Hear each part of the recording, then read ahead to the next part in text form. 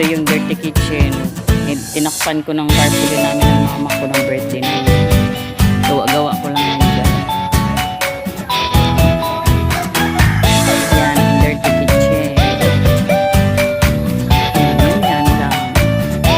Ito lang oh. Hindi pa masyadong maayos guys. Nilagyan ko ng plastic kasi sobrang lakas ng hangin at ulan. Dito ako kumakain.